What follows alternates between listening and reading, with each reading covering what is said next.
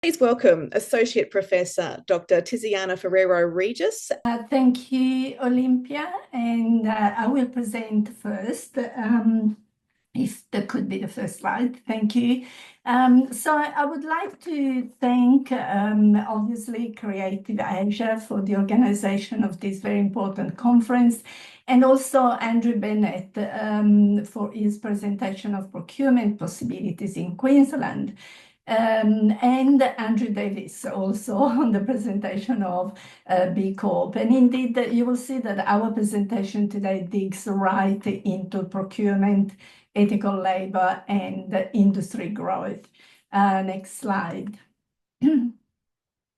Of course, I want to acknowledge the traditional owners, the Turrbal and Niagara, as the First Nations owners of the land on which we're standing today. And I would like to pay respect to the elders, laws, customs, and creation spirits, and recognize also that these lands have always been places of teaching, research, and learning. Next slide, thank you.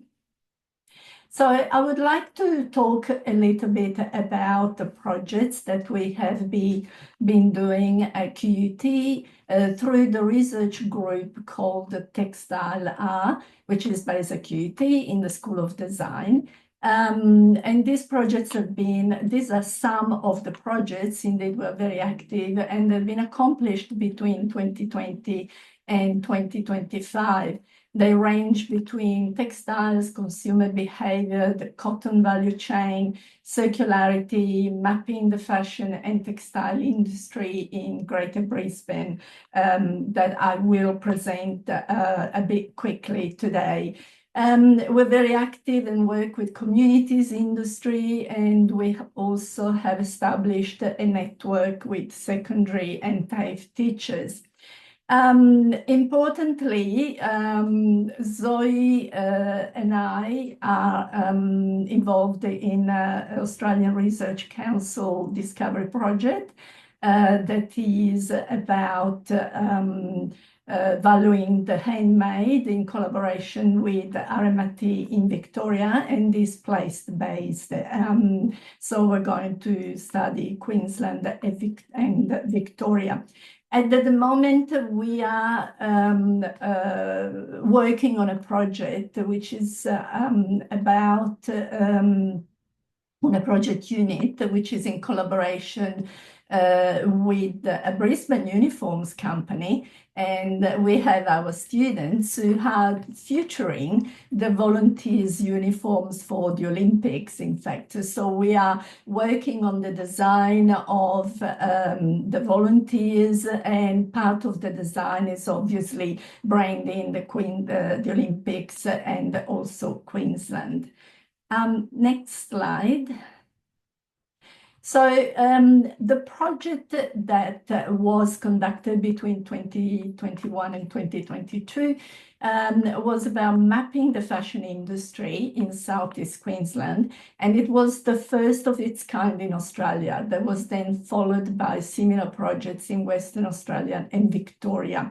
You can see here the QR code, and you can download it directly you can download directly the PDF.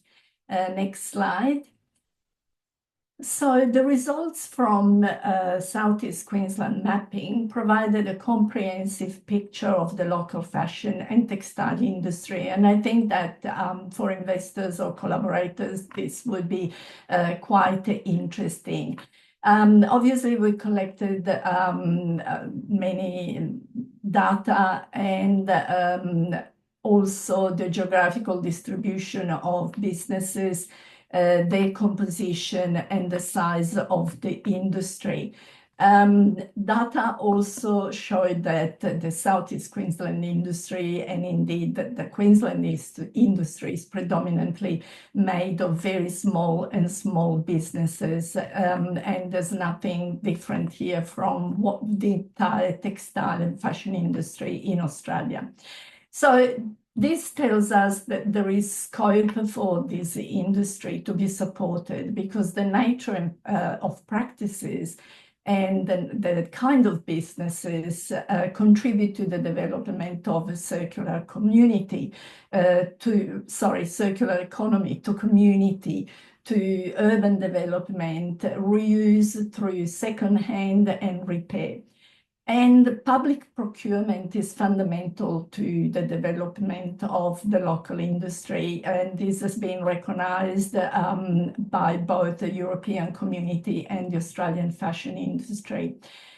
Next slide, thank you.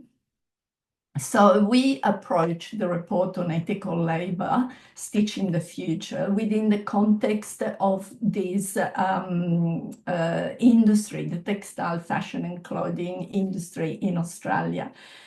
Some data that probably adds to the data that our colleague team has already presented before, but more in depth. The Australia fashion industry generates $27.2 billion, or 1.5% of the GDP, which, believe it or not, is more than wine and beer. The industry is, though, at a corner road, as it is squeezed between fast fashion and ultra fast fashion imports. Only 3% of clothing bought in Australia is, in fact, made in the country.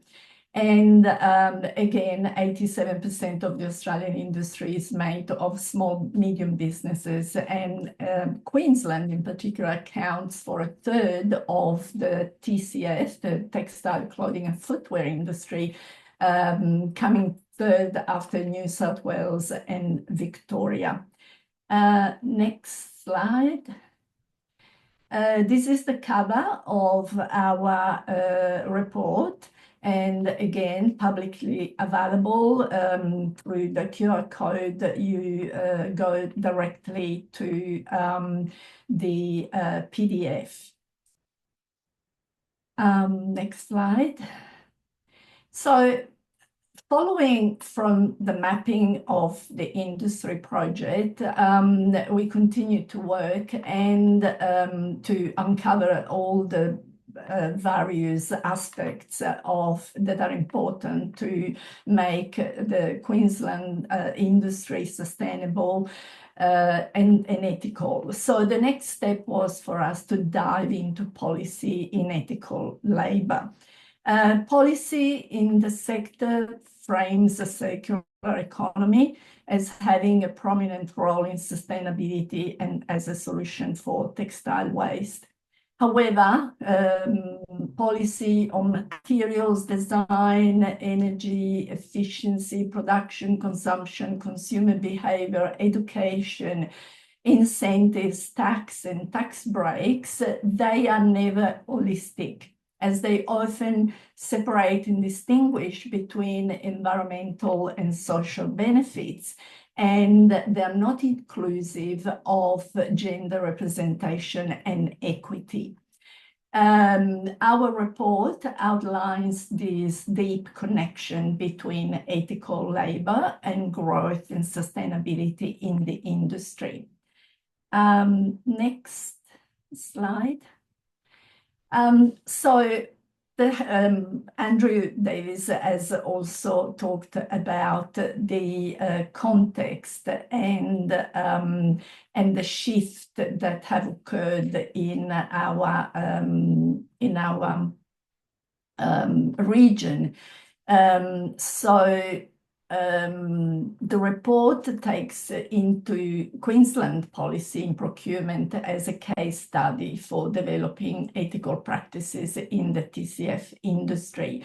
There is a consumer designer that, there is a consumer desire after COVID to consume, to buy more local and more sustainable and more ethical. And we know that the supply chains are not they are distributed all across the world, and they are very difficult to trace and keep into accountability. So the aims of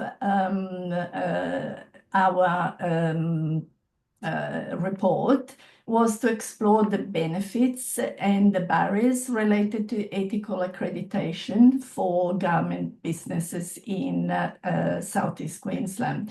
For us, it was important to understand what was the perception of the industry's stakeholders regarding ethical accreditation, and understand the perceived barriers and also the enablers to be able to support, so that we would be able to support the industry and also make the correct recommendations to government.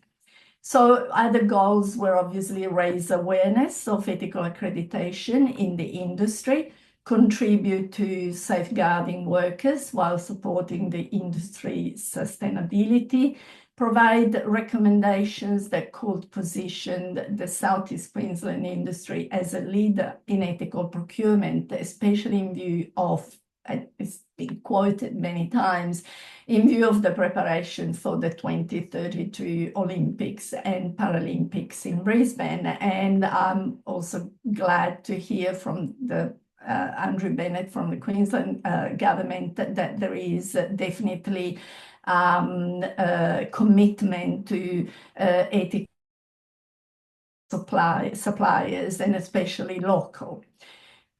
So I would like, next slide, please, give a little perspective about policy and gender, because clearly when we talk about the ethical fashion or uniforms, any clothing, we know that women are at the forefront. So gender perspectives must be included in circular economy policy, as the risk is to exclude the majority of fashion and textile workers. As you can see, 70% of women are the workforce in Australia, and very likely it's similar in Queensland. And the risk would be to miss innovative ideas that could contribute to the development of circular economy. So policy must include interventions aimed at balancing the gender disparities in the industry. For example, the Queensland 2023 policy, Women in Manufacturing Strategy, mentions the textile, clothing and footwear industry, but it does not report on the labour force. And especially we would like to take, especially if we take into consideration that the majority of workers in this industry are women. Women are particularly vulnerable, often because they come from migrant backgrounds with little knowledge of English and also little knowledge of rules and regulations and their rights. In the sector, there is a higher rate of discrimination. And Queensland has a policy which is called Queensland Women's Strategy 2022-27, but it's separate from specific industry policies. So all these policies are aimed at increasing parity, equity, and women's participation in industry, manufacturing, but they're always very generic.